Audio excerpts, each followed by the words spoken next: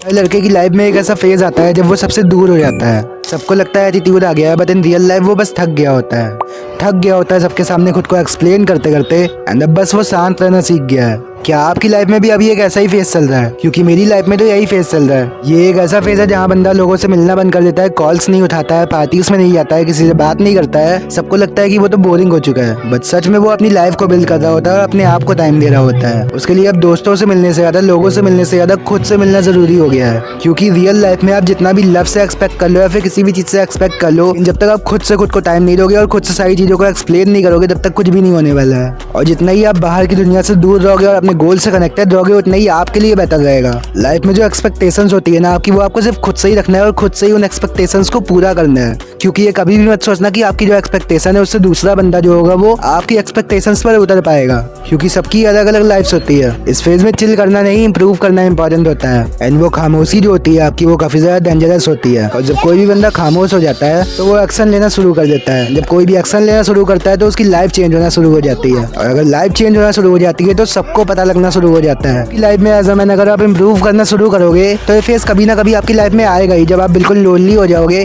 आपकी लाइफ में कोई भी नहीं होगा, आपको अकेले ही सैड और डिप्रेस फील हो रहा होगा। ये फेज जो है मेरी लाइफ में 2021 से लेकर 2025 आ चुका है, एंड तब से लेकर अभी तक ये फेज मेरी लाइफ में चल रहा है। एंड टाइम के साथ में मैंने ये सीख लिया कि लोगों से ज्यादा मतलब रखने से अच्छा खुद से मतलब रखना शुरू कर दो, और लोगों से मतलब रखने से कोई भी फायदा नहीं होता है। एट द एंड ना तो आपको किसी पर उतना ट्रस्ट करना चाहिए, ना किसी से उतना मतलब रखना चाहिए। जैसा कि मैंने बताया, जितना आप बाहर की दुनिया से दूर रहोगे और खुद से कनेक्ट रहोगे, उतनी ज्यादा आपकी लाइफ हैप्पी रहेगी और उतनी ज्यादा आप इंप्रूव होते जाओगे। कोई भी काम कर रहे हो, फिर कोई भी चीज कर रहे हो अपनी लाइफ में, तो आपको लोगों को बताने की कोई भी जरूरत नहीं है। आप जो कुछ भी कर रहे हो वो बात आपको अपने तक ही रखनी चाहिए। एंड अब जो भी आपका दर्द है, जो भी आपकी प्रॉब्लम्स है आपकी लाइफ में, तो आपको एज एन एक्सक्यूज के रूप में यूज नहीं करना है, उसको आपको एज अ फ्यूल के रूप में यूज करना है। उससे मोटिवेशन लेकर अपने गोल्स पे काम करना शुरू करना है। तब धीरे धीरे जाकर आपका डिसिप्लिन बिल्ड होना शुरू हो जाएगा और आप इंप्रूव करना शुरू कर दोगे। एंड आज से कुछ टाइम बाद एक ऐसा फेज आएगा जहाँ से अभी ये लोग बोलते होंगे कि कौन है ये बंदा, और बाद में बोलेंगे कौन है ये बंदा। एंड ये चीज एकदम रियल होती है।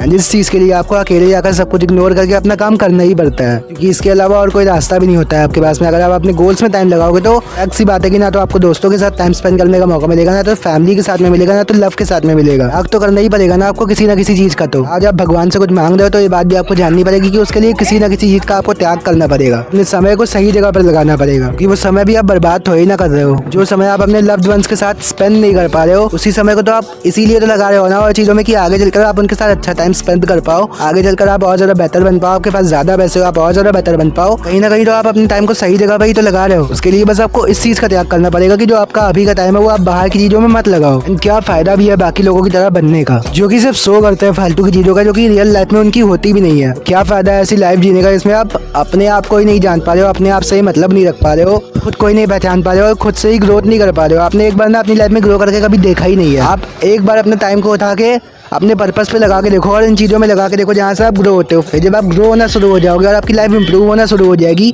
और जब आप काम भी कर रहे होगे, जो काम आपको हार्ड लगता है ना, जो आपसे हो नहीं पाता, आपको लगता है यार ये तो बहुत हार्ड है, जिम जाना बहुत ज़्यादा हार्ड है और अपने गोल्स पे काम करना बहुत ज़्यादा हार्ड है, जब ये काम आप करना शुरू कर दोगे तो उसके बाद देखना आपको कितनी खुशी फील होगी। एंड ये खुशी आपको बाहर की किसी भी चीज़ में नहीं मिलेगी, ना तो लव में मिलेगी, ना तो बाहर की किसी भी चीज़ में मिलेगी। बिकॉज इससे बेहतर कोई चीज़ होती नहीं अपनी लाइफ में, और इससे ज़्यादा खुशी और कोई नहीं होती है। सोचो आप अपने माँ बाप को संभाल ले रहे हो, अपनी फैमिली की रिस्पॉन्सिबिलिटी अपने हाथ में ले रहे हो, अब आप खुद से रिस्पॉन्सिबल हो चुके हो। इससे अच्छी फीलिंग और क्या हो सकती है भला। एंड ये चीज़ आप खुद नोटिस करोगे जब आप काम करोगे अपने गोल्स पे। उसके बाद जब आप सक्सीड होना शुरू कर दोगे, आप इंप्रूव करना शुरू कर दोगे, आपको इंप्रूव करने के बाद इतनी ज़्यादा खुशी होगी कि इतनी खुशी और कोई चीज़ में होती नहीं है। जब आपका काम कंप्लीट हो चुका होगा तब आपको बहुत ज़्यादा अच्छा फील होगा और एकदम से पॉजिटिव फील होगा। एंड ये चीज़ तो है कि अगर आप इस फेज में टिक गए और आप कंसिस्टेंटली ग्रो करते रह गए, आपने क्विट नहीं किया, कुछ टाइम बाद आप अपने अराउंड सबसे ज़्यादा बेहतर हो जाओगे। बाद में वही लोग आपसे पूछेंगे कि तूने इतना कुछ कैसे कर लिया, जबकि रियलिटी में आपने अपने पेन को ही डिसिप्लिन में कन्वर्ट किया था। तो आई होप कि मैंने जो भी समझा आप समझ गए होगे। तो चलो आज के लिए बस इतना ही, चलता है। High five.